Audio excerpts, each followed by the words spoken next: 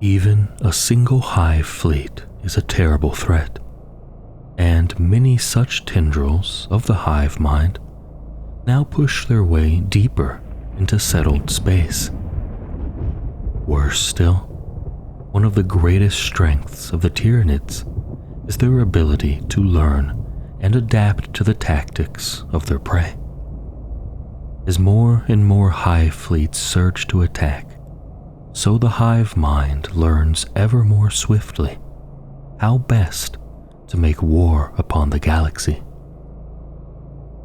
Hive Fleet Gorgon. No other hive fleet has been documented to possess the swift and insidious adaptability of Hive Fleet Gorgon. Its broods have been observed to hyper-adapt even between one attack wave and the next, outwitting and outpacing even the most strategically flexible prey to their eventual hideous doom. It is the Tau Empire, more than humanity's Imperium, that has borne the brunt of Hive Fleet Gorgon's onslaught, possibly for as long as several centuries. However, humanity has also been unfortunate enough to face Gorgon in battle, as have the Greenskins, the Eldari, and countless other alien races. Two common factors have emerged from these ongoing battles along the eastern fringe of the galaxy. The first is the speed and ingenuity with which Hive Fleet Gorgon has been seen to adapt in the face of resistant prey. The second and more horrific observation is the degree to which this adaptability favors toxic biowarfare. Hive Fleet Gorgon makes great use of weaponized spores, especially those varieties that billow in microscopic clouds or can be launched from bestial spore-caster organisms. The swarms of Hive Fleet Gorgon advance wreathed in rolling clouds of these devastatingly toxic spores.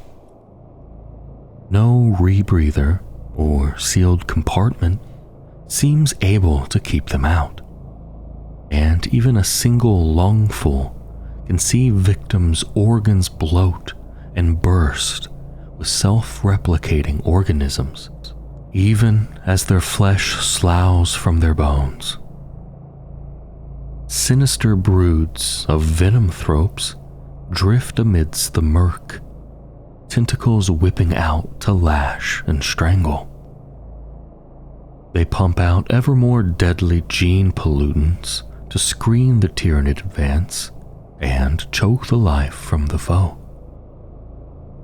Toxicrenes and malanthropes lumber behind them, half-seen primordial terrors that surge from the veil of spores, with lesser beasts scuttling around them to crush and trample resistant prey. Every organism in the Hive Fleet has within its body a toxic gland that contains semi-sentient spores. As battle progresses and more of Hive Fleet Gorgon's beasts taste the flesh of their foe, so these spores tailor themselves to the biological makeup of that prey. For each new fragment of gene data, a new effective adaptation is transmitted through the synaptic network. Soon enough, the weapon spores of Gorgon become biological anathema to the prey organisms they are fighting, rendering even the slightest scratch or skin contact utterly lethal. Should battle rage long enough for this to be the case, the foe will surely be overwhelmed, their armies melting away, often literally, in the face of the tyranids' gruesome biological warfare. Such tactics have been observed not only to outpace and overcome the rapid technological advancement of the Tau, but aboard the plague hulk Vomnivarax, they even undid the warp-saturated resilience of diseased plague marines. Most recently, as it pushes into systems claimed by the Imperium, Hive Fleet Gorgon has been seen striking at agri-worlds. If initial inquisitorial assessments of disaster, such as that of the Pagrius Taint, are correct, the resultant spore-tainted foodstuffs may already have been circulated far and wide through neighboring Imperial systems with nightmarish results. Hive Fleet Jormungandr. Hive Fleet Jormungandr, sometimes referred to as simply the Great Serpent, hunts in a most unusual fashion, favoring subterranean movement and sudden, shocking assaults. It stays out of sight and keeps its prey guessing. Many are the armed hosts that believed Hive Fleet Jormungandr defeated, shortly before they were swallowed up from below. From the first, an assault by Hive Fleet Jormungandr is atypical for the Tyranid menace. Rather than surging toward their prey worlds, its hive ships hang back in the void and employ sinewy dorsal sling organisms to hurl chunks of space debris at them. Believing this to be an attempt at conventional bombardment, prey species do all they can to intercept and blast apart the incoming projectiles. Yet only rarely do they realize their true danger, for each projectile carries within it a living payload more deadly than any asteroidal impact. Even blasted into fragments, the chunks of debris streak down on trails of fire through the prey world's atmosphere. Within, cocooned in heat-resistant sheaths of living matter, lurk broods of raveners, mawlocks, and trigons. Each fragment that makes planetfall disgorges its deadly passengers to burrow deep into the planet's bedrock and begin their campaign of terror.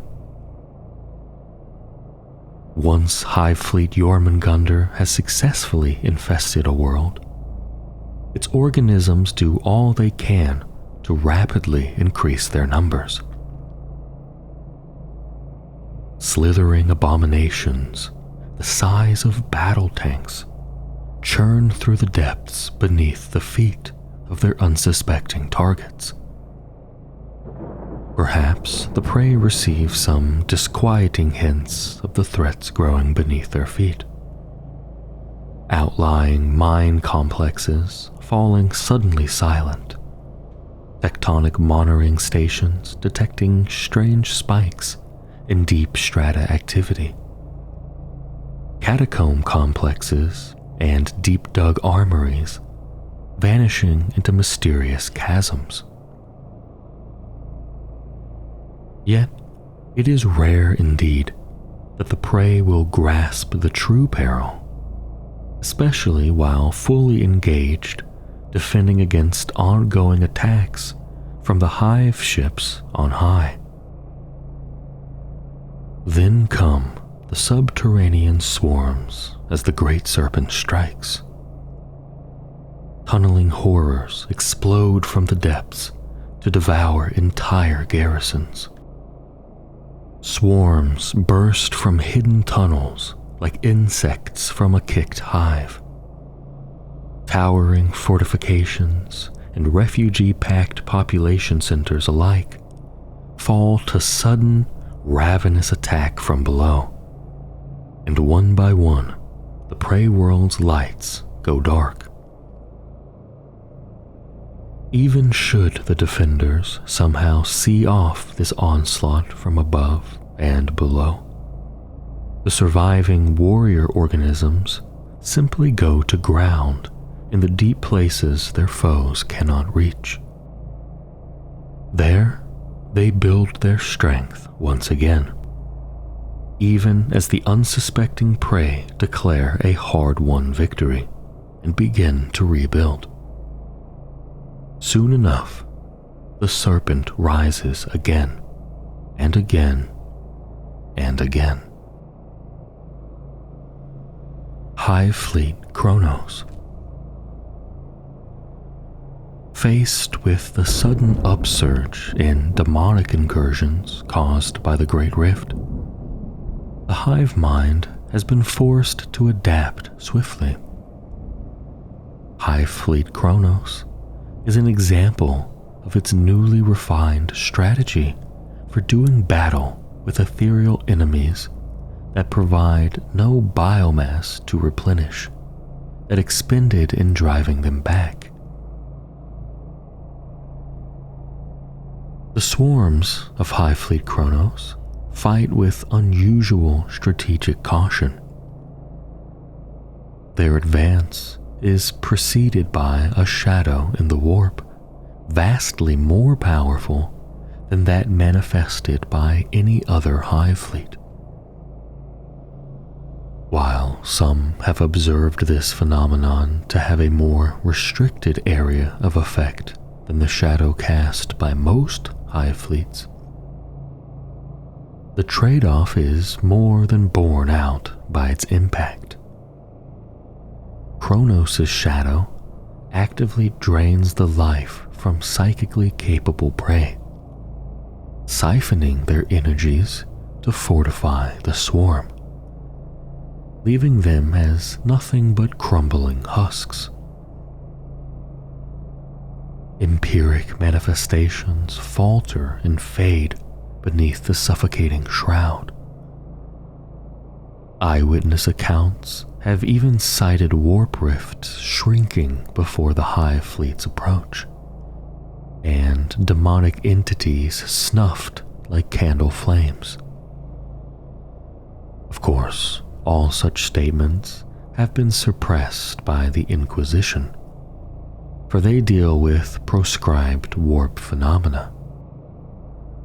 Yet, the fact of Hive Fleet Kronos' contra-empiric powers remains. Once its swarms commit to battle, this hive fleet focuses on ranged warfare and commits to close assault only where victory is guaranteed. Its warrior organisms instinctively conserve biomass, while feeder beasts concentrate on recycling all dead Tyranid matter as swiftly and efficiently as possible. More than one commander has been wrong-footed as their well-braced static defenses were blasted methodically apart by salvos of bio-incendiaries, living artillery bombardments, and pinpoint hails of chitinous shards. Hive Fleet Kronos enjoys a symbiotic relationship with the tendrils of Hive Fleet Leviathan, which have been observed predating but not devouring entire worlds worth of biomass. Following behind the larger fleets, the swarms of Kronos replenish their might from these macabre larders before rejoining the fight against inimical warp incursions. In this way, Kronos' tendrils have slowly worked their way along the fringes of the Great Rift, focusing on chaos-corrupted systems with the potential to threaten the progress of other Hive fleets. They lash out like the stinger of some monstrous beast before withdrawing to regather their strength. It might be tempting for prey races to believe Hive Fleet Kronos an unlikely ally in the fight against chaos. Such hopes are soon dashed. Wherever possible, the swarms of Kronos pick off vulnerable prey worlds, consuming biomass with ravenous ferocity to fuel their ongoing fight against their true enemies. Moreover, this Hive Fleet's swarms have been observed targeting psychic prey, be that Osurnyani craft worlds, sorcerous heretic cults, or human systems in the grip of mass psychic mutation. Whether this is an attempt to absorb more psyker biomass, or to eliminate potential conduits for demonic incursion, is unclear. But with the energies of the Great Rift accelerating the psychic potential of almost every race in the galaxy, it is a disturbing and dangerous new precedent. Hive Fleet Hydra. At first glance, Hive Fleet Hydra presents as amongst the smaller and less perilous of its kind. This impression is only reinforced by its hive ship's seeming contentment to lurk in the wake of larger swarms and feed on their scraps. It is only when Hydra surges suddenly forward to attack that the illusion is shattered. Hive Fleet Hydra has only recently arrived in the galaxy. By following routes already taken by larger, slower tendrils of other Hive fleets, it has made alarming speed toward the galactic core. In order to maintain their reserves of biomass, Hydra's hive ships scavenge mercilessly, devouring the shattered remnants of splinter fleets and defeated tendrils as readily as more conventional prey species. Its invasion swarms also descend upon planets that have only recently withstood the onslaught of other hive fleets, finishing off these weakened prey worlds and devouring their despairing defenders. Magos xenobiologist Ekaros van Zendecteren has studied Hive Fleet Hydra's advance into the galaxy. After first watching from a safe distance as its swarms consumed the mining world of Corstock, advanced stealth shrines on the Magos' survey ship have allowed him to trail his monstrous quarry while remaining hidden, thus far at least, from the hive ship's senses. Van Zendrek has made and transmitted copious notes on the swift advance of Hydra, extrapolating its unusual tactics from his observations. It is fortunate for the Imperium that this is the case. When the swarms of Hive Fleet Hydra unleash their true fury, it is rare indeed that any prey survive to recount their experiences. Van Zendrek has established that the hive ships of Hydra retain enormous reserves of biomass. They seem able to deploy it with tremendous speed, awakening or spawning huge swarms in a terrifyingly short time span. Moreover, thanks to its rapacious consumption of other Splinter Fleet's remnants, Hive Fleet Hydra appears to have absorbed the sense memories of many defeated predecessors and learned swiftly from them. From a compact core, Hydra can thus spawn sudden, enormous invasion swarms and vast masses of defensive void organisms at need, all of which possess instincts honed through the deaths of all those they have predated. Hive Fleet Hydra's insidious threat response reflex does not end there. During the early stages of planetary invasion, its hive ships seed the upper atmosphere of the prey world with vast shoals of tyrannocytes, within which slumber broods of warrior organisms. When bioforms fighting on the surface meet stiff resistance, they send out pulses through the synaptic network as they die. These signals trigger the floating tyrannocytes, which plunge groundward, bearing their monstrous cargo to the spot where their fellows were slain. Thus, in slaying one brood of warrior organisms, prey soon find themselves facing thrice that number of foes, then countless more again. Soon enough, even the mightiest defenses are overrun by the might of Hive Fleet Hydra's seemingly endless swarms. Hive Fleet Tiamet. Hive Fleet Tiamet is heavily adapted for defensive warfare. This alone has been enough to draw puzzled and alarmed scrutiny from many prey races, for the fleet's behavior seems atypical of the usual never-ending predatory onslaught. The more that groups like humanity's Ordo Xenos or the seers of Craftworld Eondin learn of Tiamet, the deeper grows their dread.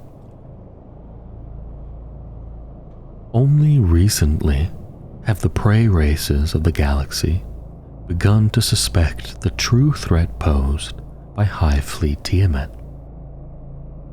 At least one faction within the Ordo Xenos has come to believe that Tiamet's vanguard organisms may have been present in the galaxy from as early as M35, and that working slowly and stealthily, these tyranids have been laboring to fashion some dreadful bioconstruct ever since.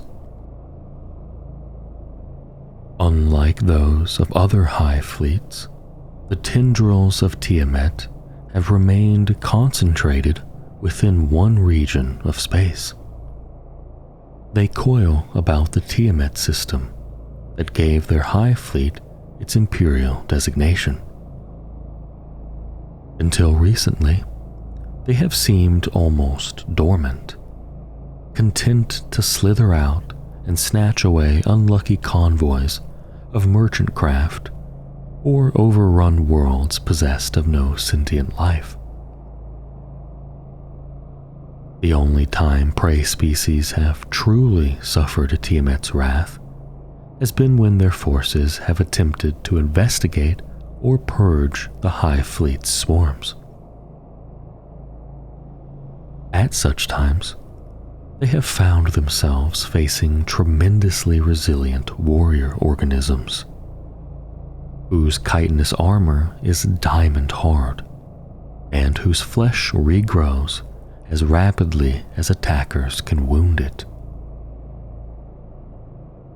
Tiamet's swarms fight in overlapping waves, each bulwark capable of soaking up tremendous punishment and bogging down the prey long enough for encircling broods to close about them like a monstrous claw snapping shut. So costly have assaults against High Fleet Tiamet proven that in a galaxy replete with more active invading threats, they have been infrequent and hard to justify. Only now, as the High Fleet's tendrils multiply and push aggressively outward, does the folly of such inactivity become clear. Tales abound of a Genestealer cult calling itself the Choir of the Void, whose adherents have arisen on many worlds, only to take ship en masse once their uprisings have succeeded. The choir leave abandoned worlds in their wake, sailing unmolested into the heart of Tiamet territory, and bringing great feasts of biomass to their supposed deities. Meanwhile, records resurface of a terrible biostructure upon the world of Zeophoria in the Tiamet system, as more and more psychers complain of a building psychic scream emanating from that world. Those in power begin to ask what fell purpose the Tyranid's biostructure might serve, and what nightmare may befall the galaxy should it reach completion. High Fleet Ouroboris.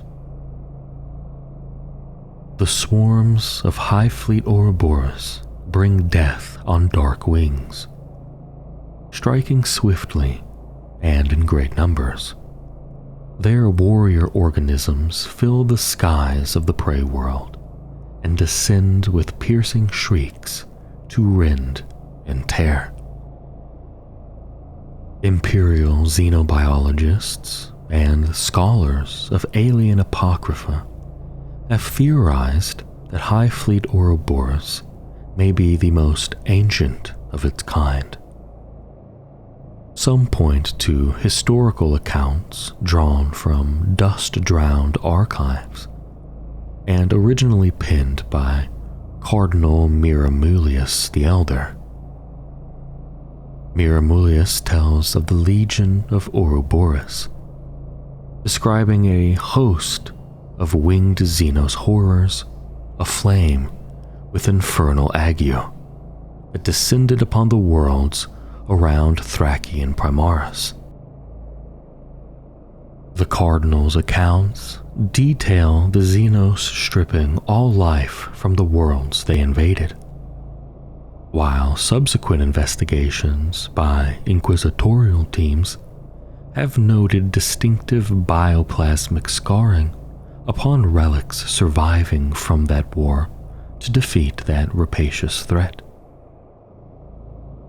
Other savants, more versed in the biologian arts, cite the primitive nature of High Fleet Ouroboris's organisms as an indicator of its antiquity.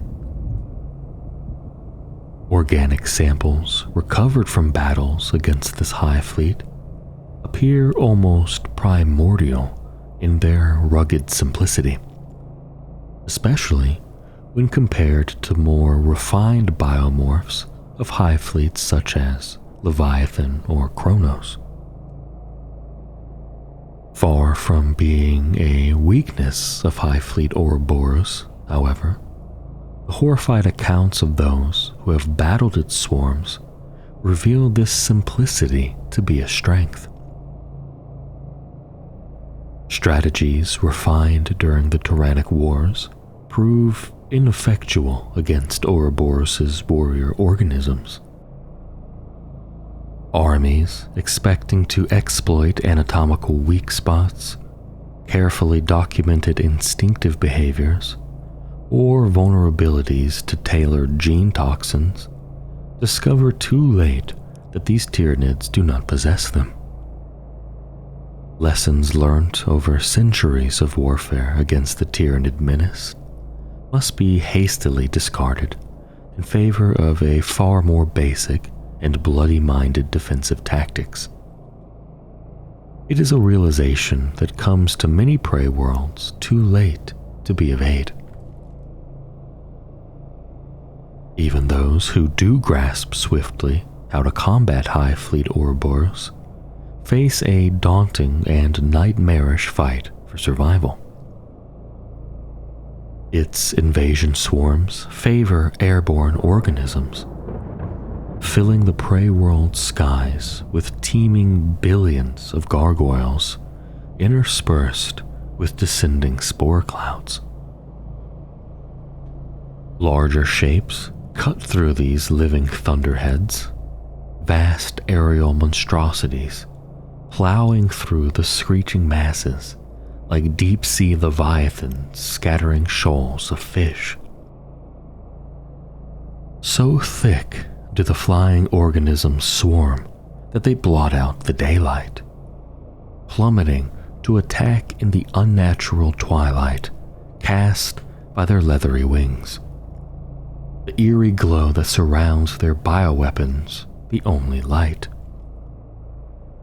Their onslaught comes with shocking speed, and wherever possible, Ouroboros' organisms strike at command posts and any prey they identify as being military or spiritual leaders. Masses of chittering, clawing, flapping monsters topple vox masts with their sheer weight, wash out auspex screens in a blizzard of amorphous contacts, and pluck messengers screaming into the air to be torn apart. In this way, Ouroboros claws out the eyes of its prey, blinding them strategically on a planet-wide scale, and plunging the defenders into ignorance and panic. Dragged down to the same primitive level as the monsters attacking them from on high, knots of frightened soldiery huddled together for protection. They cower in subterranean bolt holes, staying within the dwindling circles of their light sources and crackling fires, and praying to their deities for salvation. All that comes in answer are fresh waves of Tyranid ground troops and hidden horrors that systematically hunt down every last hidden prey enclave, flushing them onto the surface, where the last desperate end. The sky swarms descend upon them with exultant shrieks. Only one prey species in the galaxy remains consistently unfazed by Hive Fleet Ouroboros. Most orcs care little for strategy, and wouldn't recognize global coordination if it grew fangs and bit them. As such, green-skinned warbands welcome the onslaught of the skyborne swarms of Hive Fleet Ouroboros with the same glee they would any other good fight. More than happy to fight war on a crude and primitive level, the orcs have defeated Ouroboros' swarms on more than one occasion. The Tyranid hive fleets push deeper into the galaxy with every passing year. The open ferocity of their planetary onslaughts is terrifying enough. Yet the Xenos also possess other, more insidious means by which they can assail their prey. The Genestealer cults are one such subtle ploy, and arguably the most nightmarish. Cult of the Four-Armed Emperor. The cult of the Four-Armed Emperor is cunning, wily, and endlessly patient.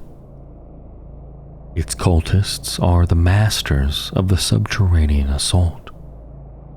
Wherever one of their devoted walks in the open, 1,000 more lurk beneath, ready to surge up for the kill. The Imperium first grasped the true threat presented by the Genestealer cult during operations on the Delver world of Gosar Quintus. The discovery was made by renowned chaplain Orton Cassius and his Deathwatch kill team, who were investigating the mysterious disappearance of Inquisitor Chagrin on that world. The Space Marines fought their way through a cauldron of bloodshed and Xenos horror, uncovering the corruption of the planet's ruling Trist dynasty, and eventually escaping with crucial information extracted from Gosar Quintus's shipping holographs. This evidence revealed a nightmare pattern of splinter spread that had already moved far beyond a single world. Rather than merely spreading in secret, the cult of the Four-Armed Emperor works so hard to increase its industrial output that its members are actively recruited by legitimate bodies. Blind to the consequences, the adepts of the Departamento Minatorum have shipped the cult's agents far and wide as exemplars of an efficient imperial workforce. Within weeks of each transfer, the cult's operations begin anew, its leaders preparing the way for an import of pure-strain genestealers once the transit connection is well enough established. In this way, the Trist dynasty has spread the cult of the Four-Armed Emperor across half of the galaxy. As consummate miners and subterranean explorers, its followers have learned well how to thrive in the darkness, keeping their secrets buried beneath layers of respectability. The cult of the Four-Armed Emperor is a galactic infection rather than a local one. For of all the cults, it is they who are the big thinkers, the plotters in the shadows. Despite the Deathwatch's best efforts to track them down and purge them from existence, the cult's warrens now honeycomb hundreds of Delver worlds. The war leaders of the cult of the Four-Armed Emperor fight as much in the daylight as in the dark. They seek out the schematics for every building and conjuration they reach, maximizing the potential of each underground network and altering plans so that new areas are built.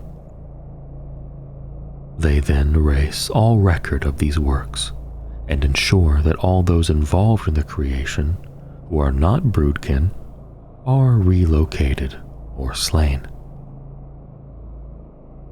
These visionaries push their tendrils into every level of society, but make particular use of the countercultures and underground elements who may know the territory better than any surface dweller.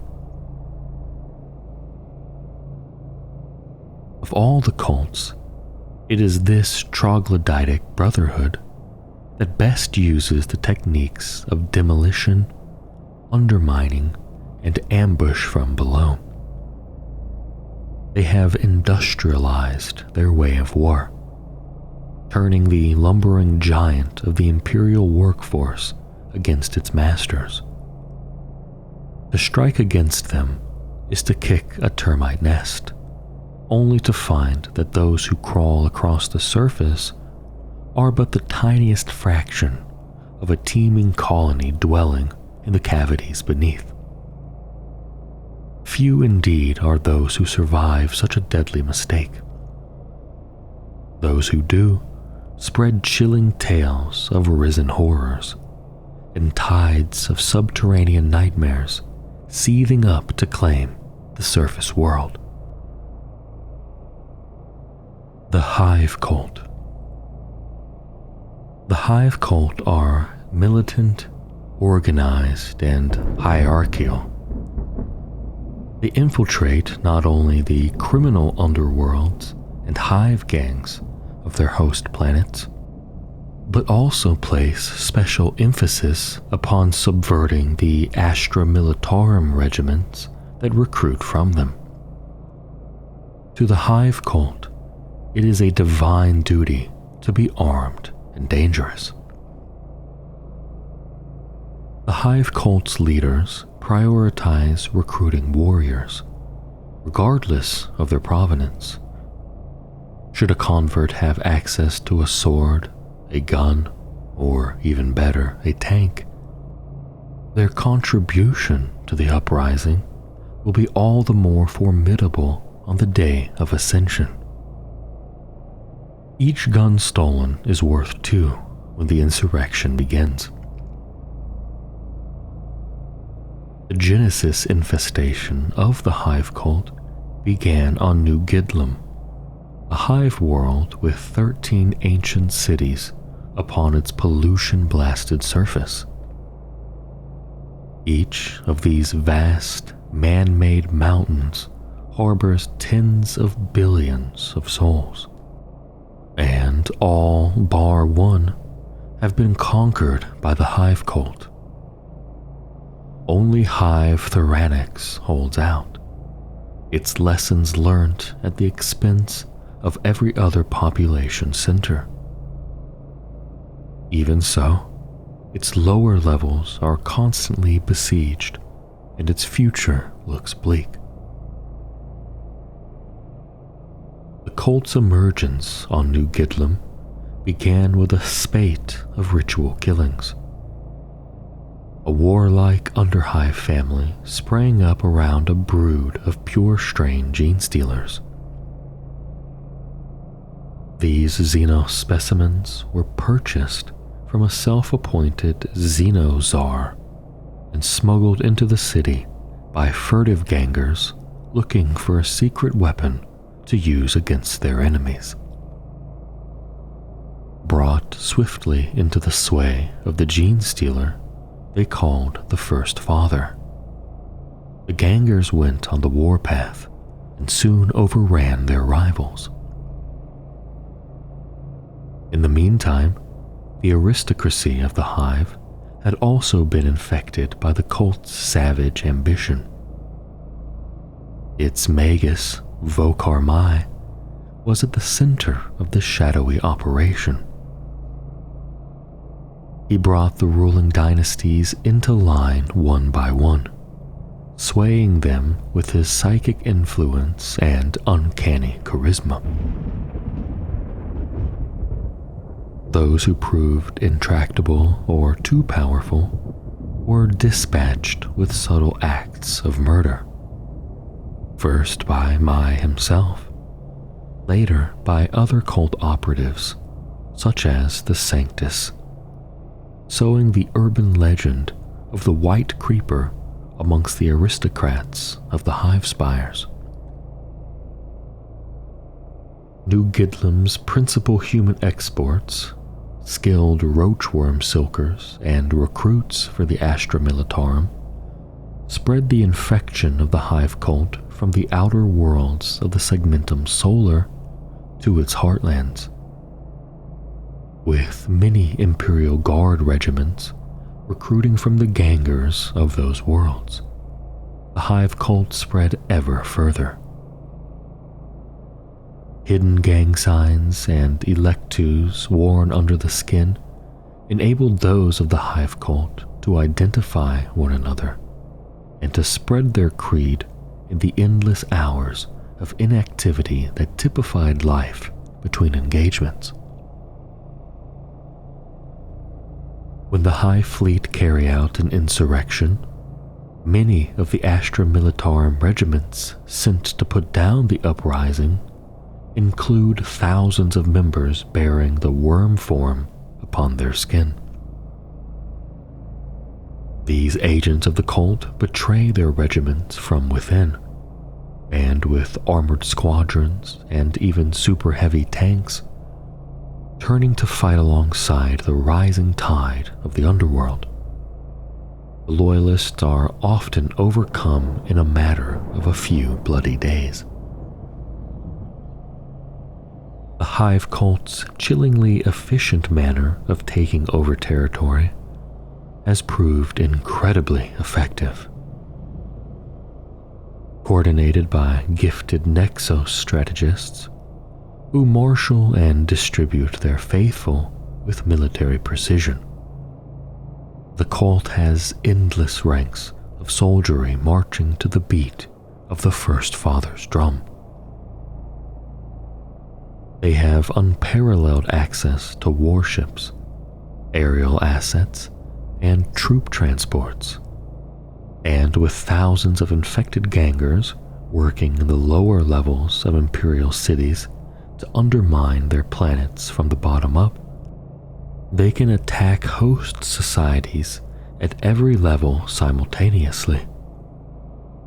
Some even whisper that the Sol system itself has come under threat from the Hivecult, for reports of their presence in the Segmentum Solar are becoming ever more common. The Bladed Cog. The cult of the Bladed Cog is born as much of metal as it is of raw human stock, and is further augmented by the extragalactic anatomies of the Tyranids. This great blend of human, Xenos beast, and war machine is a deadly threat to its Adeptus Mechanicus hosts. Feynminster Gamma was once a humble planet, its people often referring to it as a cog in the great machine. Since its oppressed masses embraced new rulers from far beyond the stars, that mantra has been abandoned, and the metaphorical cog has turned into an entire manufactorum of war. The seeds of this change were planted with the coming of tech priest Dominus Ovid Thrensium, who would become known to the locals as the Great Miser. When it became clear that Feynminster Gamma's struggling power grid could not resupply Thrensium's forces, the tech priests opted to harvest bioelectricity from the planet's populace instead. Civil unrest was inevitable. Slave workers rose up in their thousands, but their improvised weapons were no match for Thrensium's clades of cyborg killers. The uprising was crushed, but in his greed for more energy, the tech priest spared many of the insurgents, leaving the embers of rebellion glowing.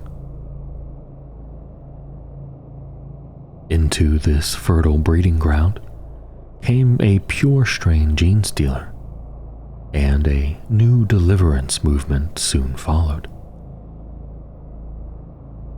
The code brands and electus born by citizen workers were altered into illicit inker dens to jibe with the new imagery of the emergent cult, and the omniscience cog was adapted to better resemble the creed's jag-spined emblem.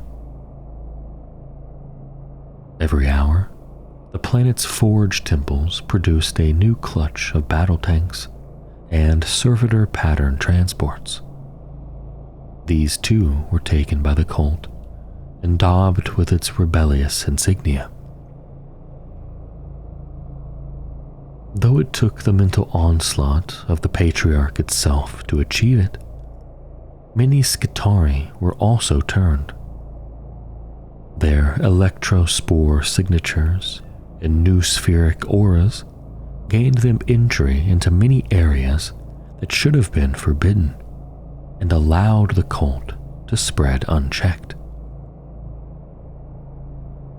The Day of Ascension was triggered only when every parameter run through exhaustive simulations by the former Skitarii Alpha, who acted as the cult's nexus, pointed towards victory. With mathematical precision, Thrincium's electrophagic regime was overthrown, the tech priest himself slain by a Sanctus's biomutative bullet. On that day, the broodkin of the Bladed Cog swapped one set of cruel masters for another. The cult of the Bladed Cog now seeks to blend the stuff of the alien with that of the machine. Cyborgized bodies are common, their tortured anatomies as much metal, wire, and hydraulics as they are alien chitin and fused human bone. The bionic creatures that form the vanguard of the cult's uprisings are blasphemies against the Omnissiah. The cult's quest can never reach true fruition, for the Tyranid is as alien and distant from the holy machine as it is possible to be. Yet, this does not stop the Bladed Cog from pursuing their crazed agenda with the fervor of fanatics. Bladed Cog cultists depict their deity, the clawed Omnissiah, as having robotic pincers alongside the primary talon limbs that would be familiar to many Ordo Xenos Inquisitors.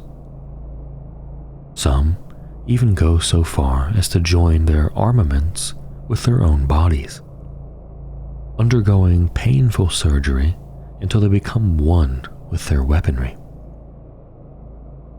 Others focus on defiling the mechanical bounty of the Omnissiah by employing it in the cult's name. The machine spirits of battle tanks and artillery platforms are forced into unwilling compliance, while blasphemous scavenging and wanton innovation see the machinery of oppression converted into deadly explosives and industrial-scale weapons to be borne into battle against the oppressive cult Mechanicus.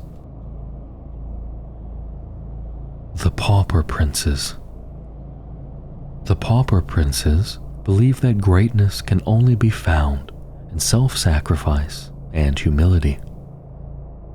Zealous to the point of mania, they bring the edifice of the Imperium low to ensure the new order can thrive, even if it costs every life save that of the Patriarch itself. The Pauper Princes are devoted worshippers of the Star Children. They also revere their own prophets and living saints, whom they protect with fierce dedication. They are selfless to an almost alien degree, so faithful to their creed that they will gladly take a bullet for those closer to the Patriarch. They never hesitate to give their lives to protect their war leaders. This self-sacrifice, this utmost loyalty, is not enforced so much as inspired, for the martyrdom of their first magus sent ripples throughout the cult's psyche that defines its members hundreds of years later. The Pauper Princes originally hail from the ochre-hued slum world of Chancer's Vale, which, although still listed as an Imperial-held planet, is almost entirely under the cult's sway. The first and most talented demagogue of the cult, Magus Marovich Tindark, spoke with such conviction about a new life amongst the stars that thousands of the world's impoverished citizens joined the cult in the space of a few short weeks. swaths of the world's populace united in their devotion to the Patriarch, the Star Savior. Every Emperor's Day, the Magus sermonized to rapturous applause about the glories to come. Tendark died saving the Star Savior himself by diving in front of a rattling sniper's bullet.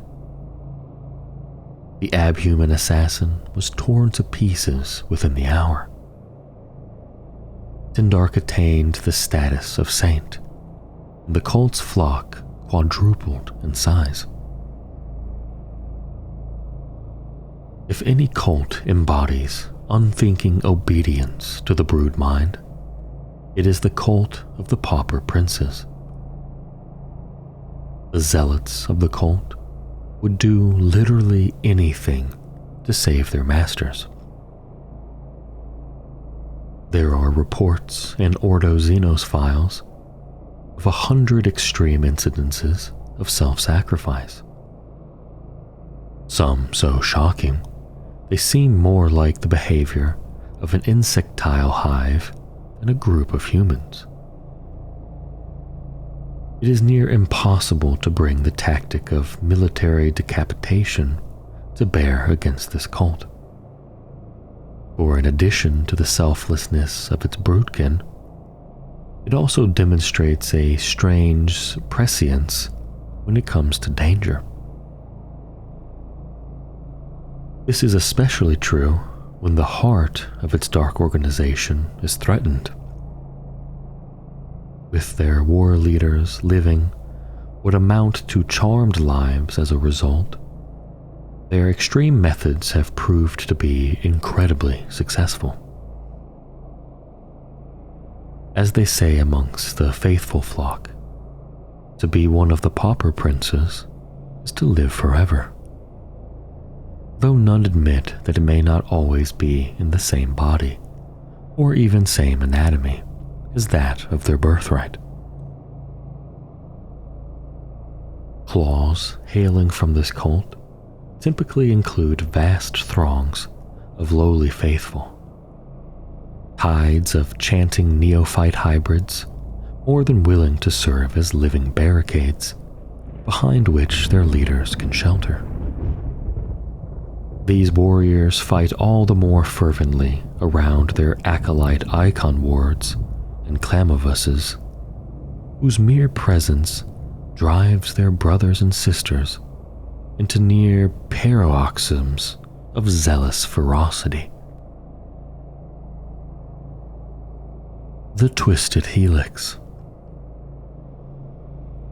The cultists of the Twisted Helix did not have the Genestealer curse thrust upon them, but instead voluntarily took it into their society through extreme medical experimentation.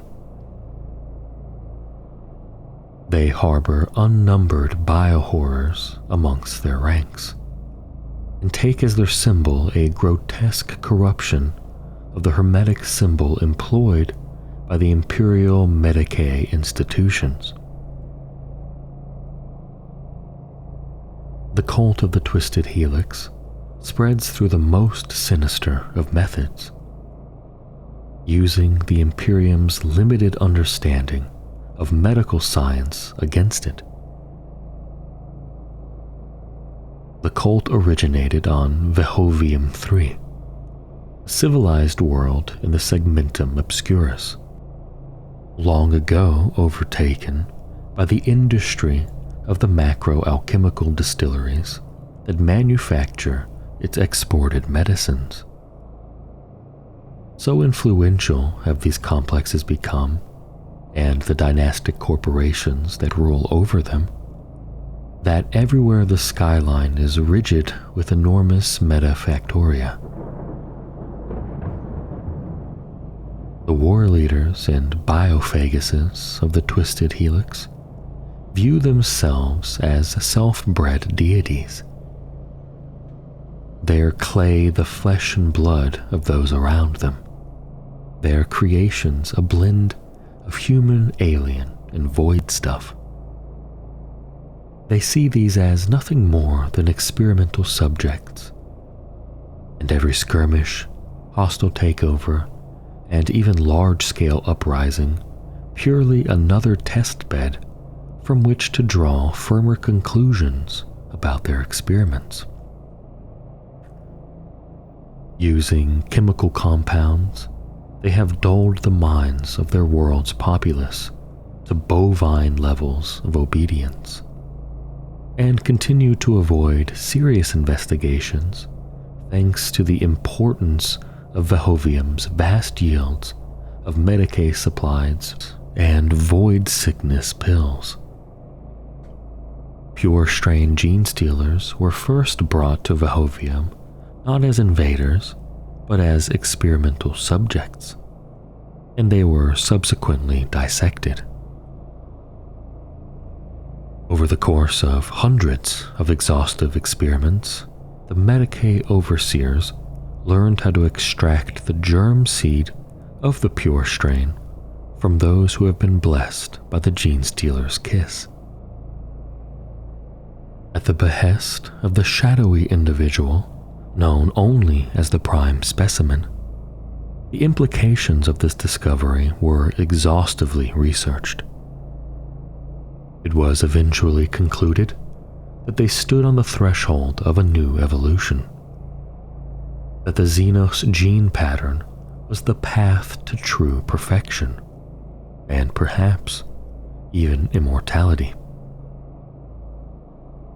Under strict test conditions, the aristocracy of Vehovium injected the stuff of the alien into their veins and began their transformation into something resembling neophyte hybrids.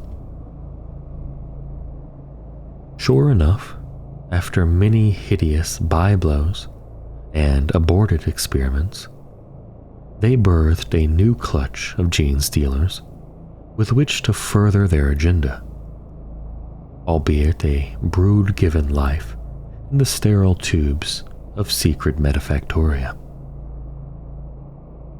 These, in turn, infected new infestation sites, and the Vehovians began to resemble a cult like any other.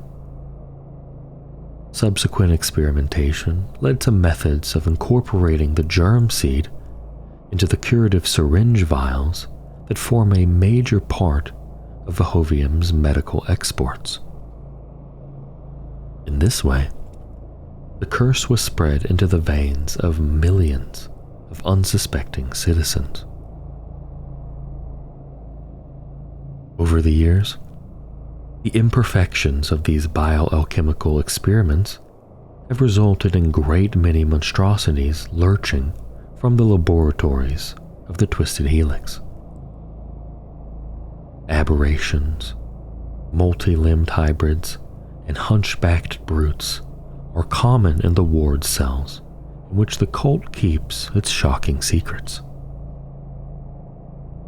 In times of insurgency, when the prime specimen can only achieve its aims through violence rather than subtlety, these monstrous hybrids are released by the thousands, full of steroidal serums and pain-killing salves.